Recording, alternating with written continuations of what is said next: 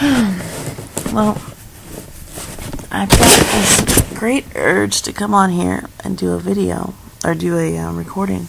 I got a couple of topics that I was going to do, but I farted around, they flew away. One of them I actually started on another device, and I lost it, and it's really hard to recapture that stuff after you record it. But I just feel like super compelled to just start and go from there and just start yapping. Not unusual, so I'll go with it. So the thing that I had started and didn't get to finish was about perspectives or paradigms, and how, we all have to have a paradigm, and we all come into the world, in need of a paradigm. And when we first get here, we typically get that from our parents, who tells us what the world is and how to operate in it. And we pretty much take what they say as how it is. And then as we get older, we start being able to see the world in our own unique way and sort of play with other concepts, maybe from school or from television, and try to fashion our paradigm more acutely. And then maybe you get older and maybe you go to school, or you start a job, or you get married, and or join a cult, I don't know. And all these things inform our paradigm. And for the most part, the belief, at least in America, is that you can choose the paradigm that you want, and that no one is allowed to judge that paradigm, whichever you pick, because all that stuff is subjective, and you can't tell someone else that their paradigm is wrong, because, what do you know, right?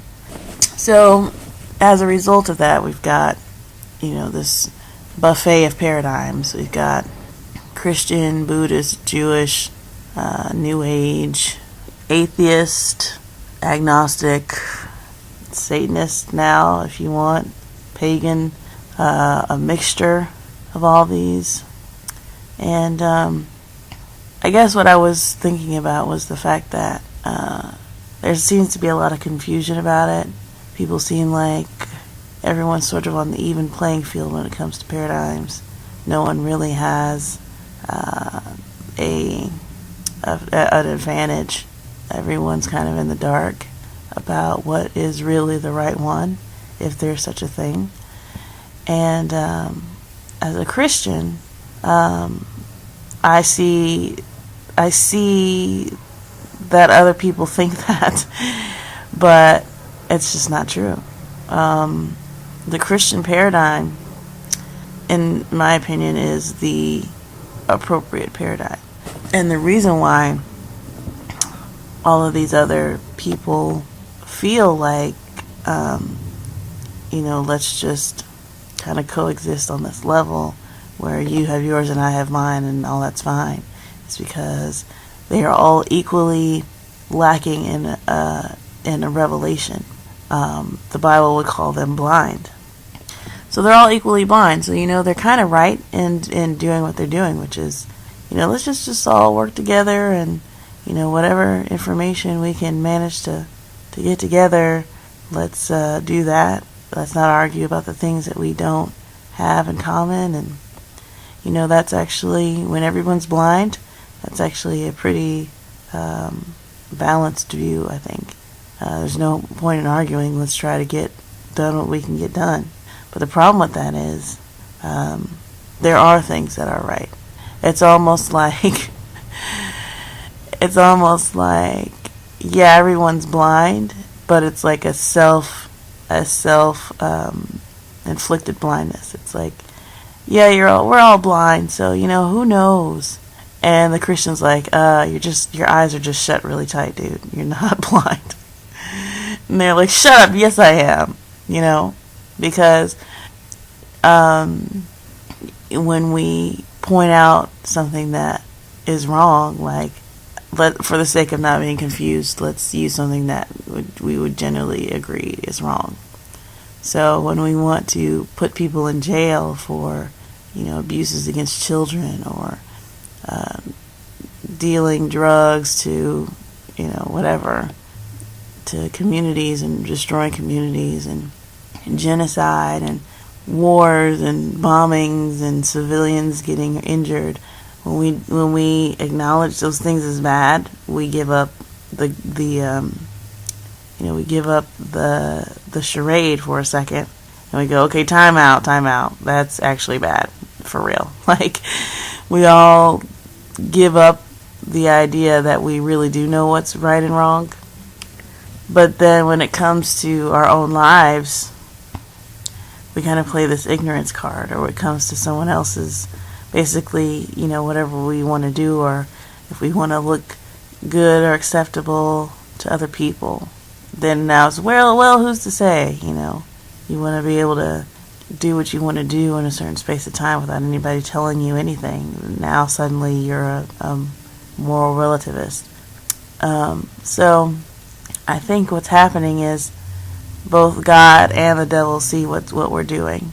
God sees that we are selectively not going with our conscience and pretending to not see. And when we do that, he says, okay, you want to be blind, you're going to be blind. And he allows us to further kind of be turned upside down. And you see that with people who decide, well, I'm going to go do this lifestyle. I'm going to go, pursue my dreams and move to New York or whatever. I just pulled New York, that's the city you go to.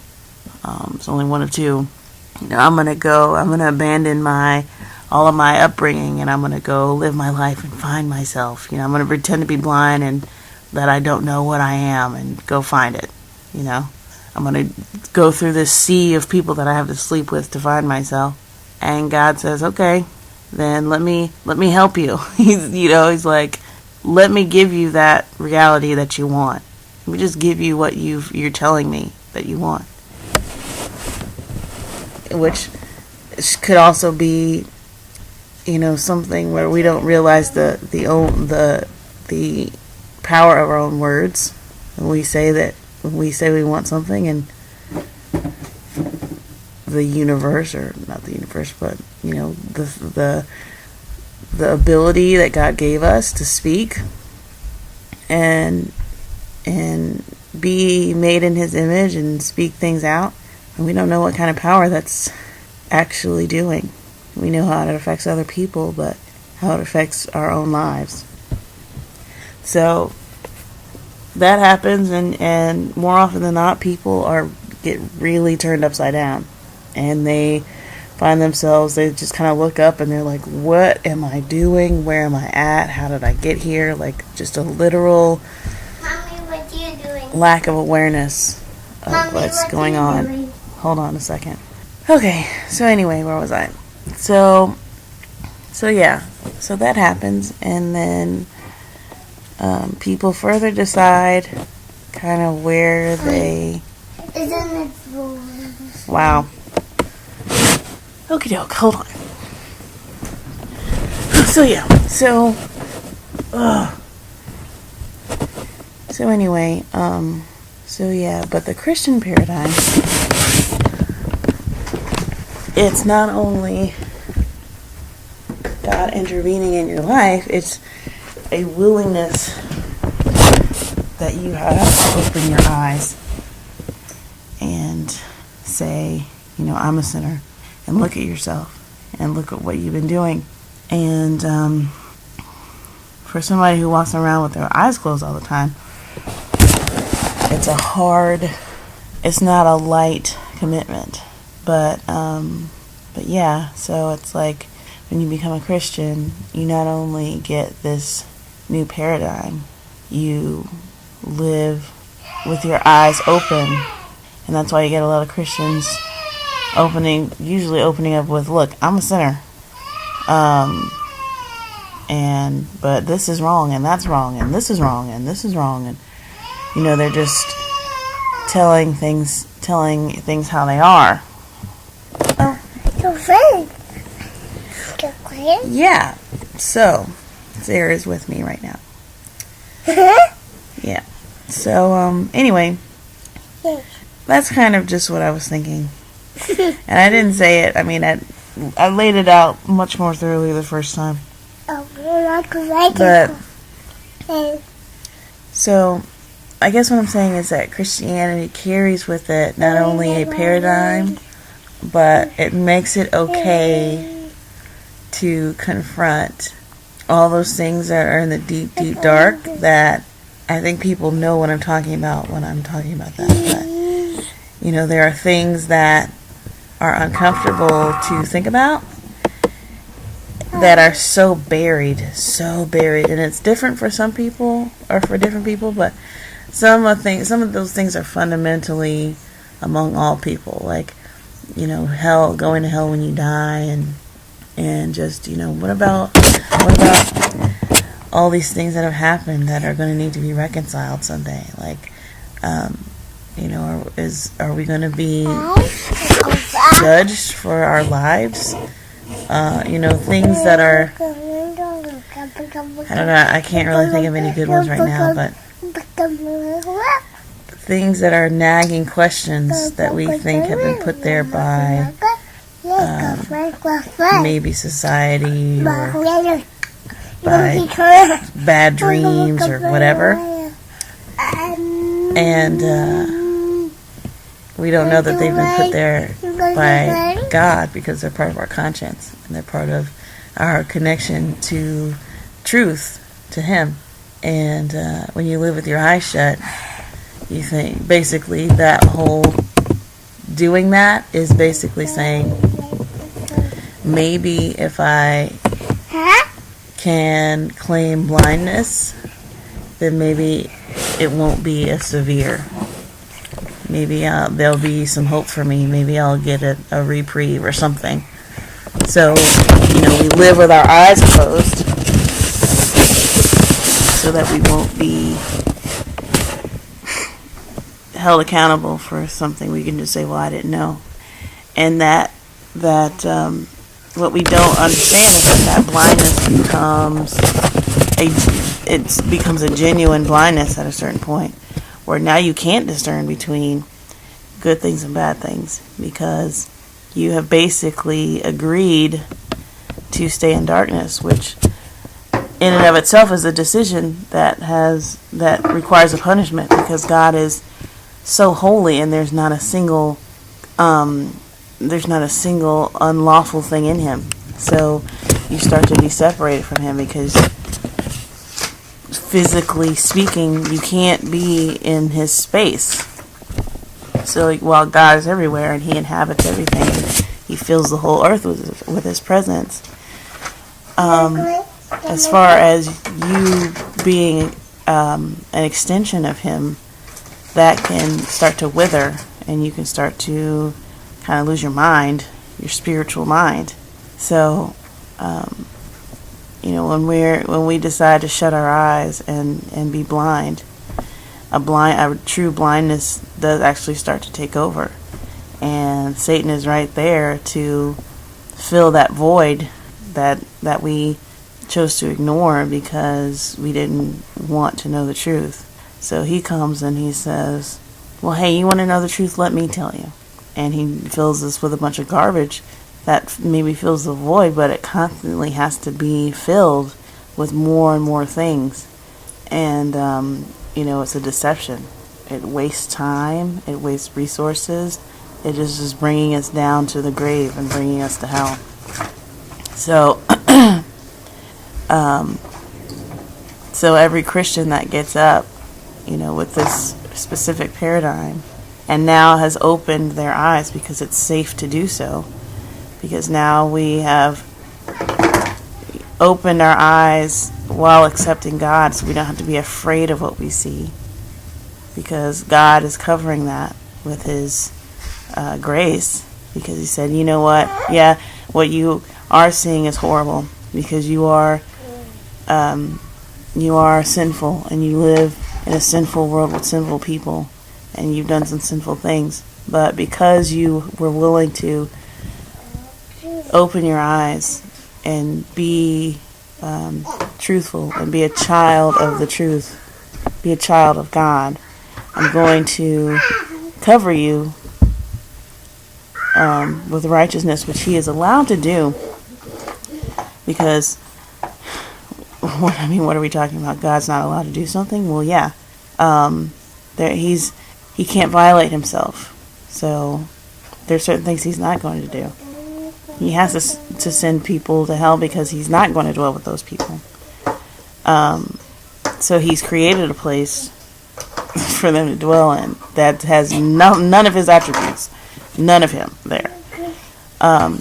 So he says, well, because you have been willing to open your eyes and you've made that decision, I'm going to cover you with my grace, which he's allowed to do because of what Jesus did. A lot of people don't understand what Jesus did. We still I struggle to understand what Jesus did, but you get revelation, That's part of having open eyes. God sends you something in your vision, and you go, oh, well, snap. Whoa, that's God right there. Like, oh my gosh, you just told me something. Which you can't get with your eyes closed. So, part of what makes what Jesus did so amazing is not that he died, not that he suffered, not that he rose again. All that stuff is great and necessary and fulfills Scripture.